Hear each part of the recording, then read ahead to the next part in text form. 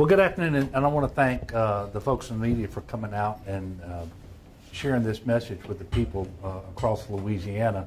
I want to start by just thanking all of the people across our state who are doing tremendous work and have been for a long time now in order to keep people safe and to protect property. And yeah, we have lost some homes, we've lost some structures and so forth, but as of right now, we don't have any fatalities from these fires. And that is remarkable when you consider the thousands, the tens of thousands of acres that have burned over the last 10 days or so, but really over the last several days when it became particularly acute and over in this area. And so I want to start by thanking all of those people. Many of them are behind me right now with Kenneth Moore, the head of the Office of Homeland Security and Emergency Preparedness here in Vernon Parish, but we've got Sheriff Kraft, we've got police drawers here, but we have first responders all over the state who are just doing really heroic work. I've been able to look at the fire damage and the fires because they're still ongoing, obviously. Today in Sabine Parish and now in Vernon, yesterday in Beauregard. What I want to reiterate to the people of Louisiana is, and I'm certain this is true, there's nobody alive who's ever seen conditions this dangerous with respect to the drought that we've had. The temperatures have never been this hot for this long.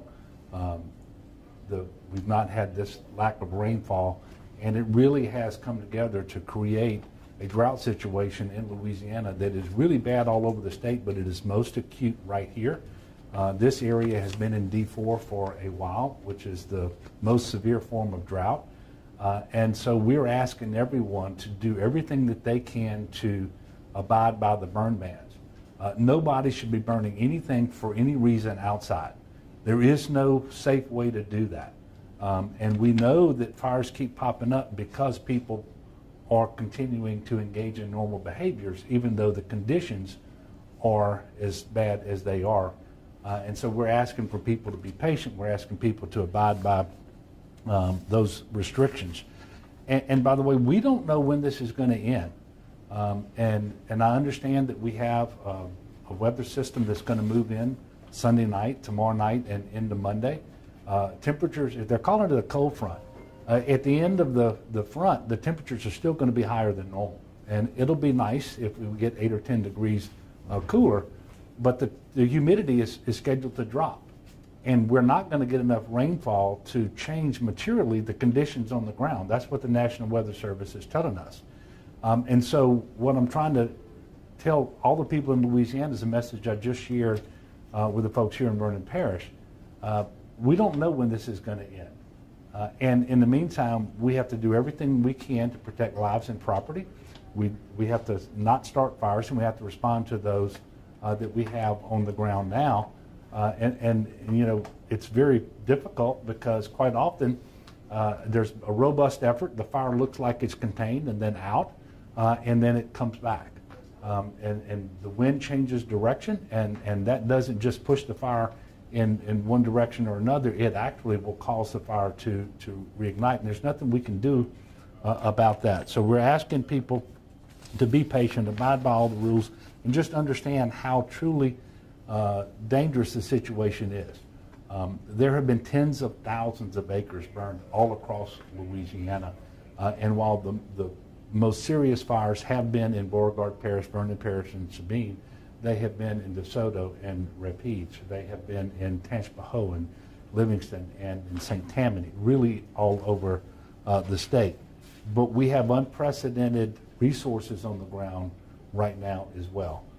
We have agreements with other states from Texas and Mississippi, Oklahoma, who are sending assets in, whether they're firefighters or tanker trucks, Chinook helicopters, you name it.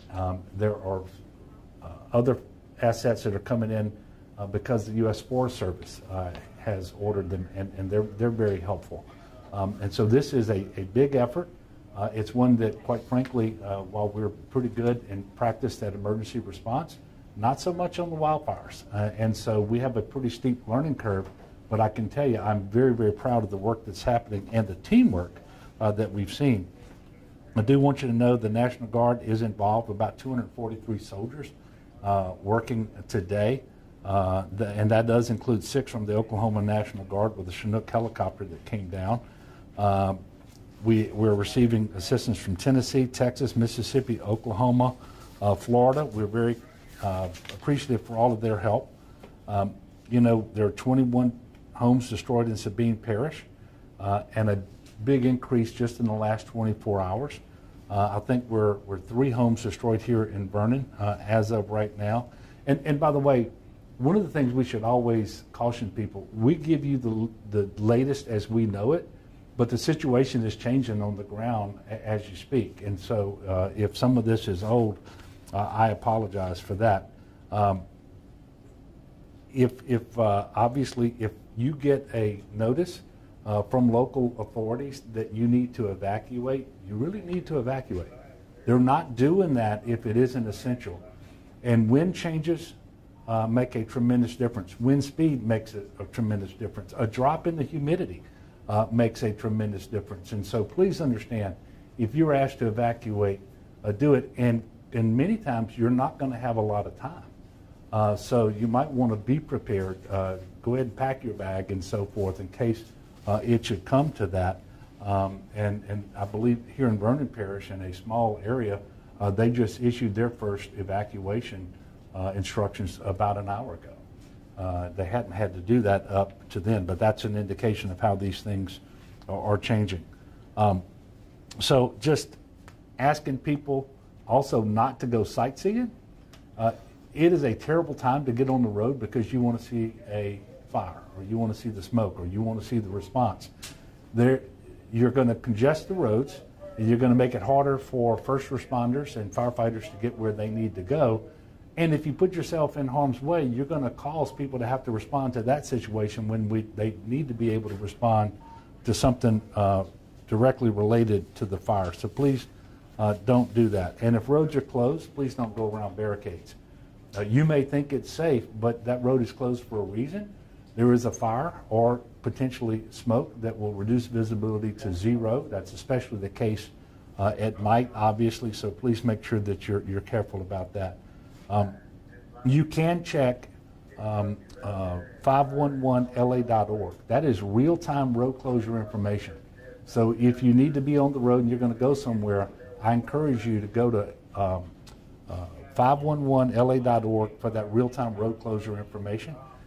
If you see something that is hazardous on the road, please call star 577 and report it to the nearest troop. We do have obviously more state troopers than normal, many more than normal, working this area of the state in Beauregard and Vernon parishes. In the event of emergency, you can obviously always call 911. And the Department of Ag and Forestry, which is primarily responsible for the firefighting efforts or the responsibility of the state, they have a hotline that you can call if you need to get information to their attention. It's 855-452-5323. That's 855-452-5323. Ongoing emergency, unknown duration, very, very serious. And so we're asking people's cooperation, and quite frankly, we're asking for people's prayers as well. We need some help from Mother Nature. We need the weather conditions to get better. We need an end to the drought. We need rain and cooler temperatures and higher humidity, all of that sort of stuff. You see this team I have got behind me, local folks. We've got folks from Baton Rouge as well. And so we'll take a few questions now if you have them. Is there an estimate for how many acreage is actually burned? Yeah, we were over 30,000 the last that I checked. And hundreds of, and by the way, that's in August, the month of August. So we've had some fires going back to April, but really since the month of August started, over 30,000 acres have burned, and hundreds of fires. And most of them, and the most significant ones in this part of the state, but really everywhere. And that reinforces the need for people to abide by the burn ban, because we're taxing our firefighting capabilities all over the state at one time. And so you really are helping And I know this doesn't sound right, but if you don't have a fire in Evangeline Parish, that makes it much easier to move firefighting people and equipment to Beauregard should they need it. And so it's just an important point to make. Can you tell us about the help we're getting from out of state, and then also the reaction and response that we've had from our locals here in the state?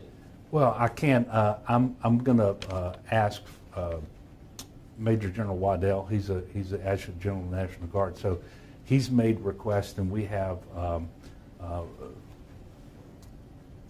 assets that are coming in from other states.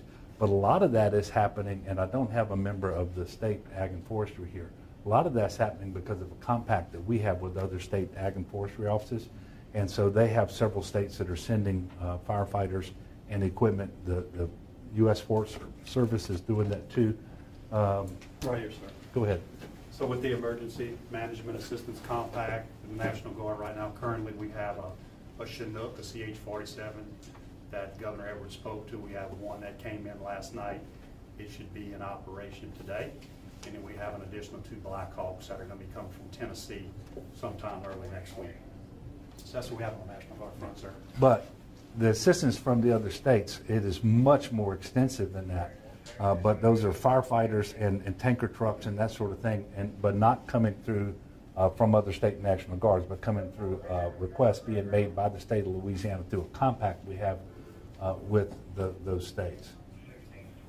Yes, sir. At our TV station in Alexandria, we have a blog set up just that's getting information out there where these fires are, what's happening in these specific areas. Is there anything like that on the state level that people can use as a resource to kind of see what's going on in their areas? Yeah, in terms of a state resource, and it may be at Ag and Forestry. Yeah, so currently I don't know that we've got anything at the state level that is public facing. NASA has a website that is tracking this via satellites that is available to the public, and it allows you to see what's happening today, what happened over the last 24 hours, and over different periods of time. That is a resource that is helpful in tracking where some of these things are. Obviously, this is a very, very dynamic situation, and so all of that is subject to change. But that's one way for the public to stay informed and to try to stay out of the way of the responders, as Governor Edwards indicated. Do you know if there will be any resources sent for like FEMA from Washington or anything like that at this time? Well, we've had some assistance from FEMA with respect to the fire management assistance grants. They've approved a grant for the Tiger Island fire in Beauregard Parish, but they've also approved a grant here in Vernon Parish as well. Now, beyond that, I'm not aware of any resources that FEMA's, but we're not asking FEMA for these resources. These requests are a little different, much different than we would typically do for hurricane response and so forth. The requests are typically going directly to the U.S. Forest Service or from Ag and Forestry here in Louisiana to their sister agencies around the country. Okay, well, look, thank y'all for covering this, and again, just asking the public to be mindful that these are very, very dangerous situations. The duration is unknown, but it won't likely end Monday or Tuesday because of this weather front. It's not going to be sufficient to change the conditions materially, and so we just need people to abide by all of the burn bans and listen to their local authorities. And if the road is closed, the road is closed. If there's an evacuation, please evacuate. Incredibly important. And we've had tremendous cooperation, which is why we haven't had a fatality. And we really don't want one. And of course, we're going to do everything we can to protect property, but at the end of the day, a barn can be rebuilt. But you lose life, and it's gone forever. So thank you all so much, and God bless.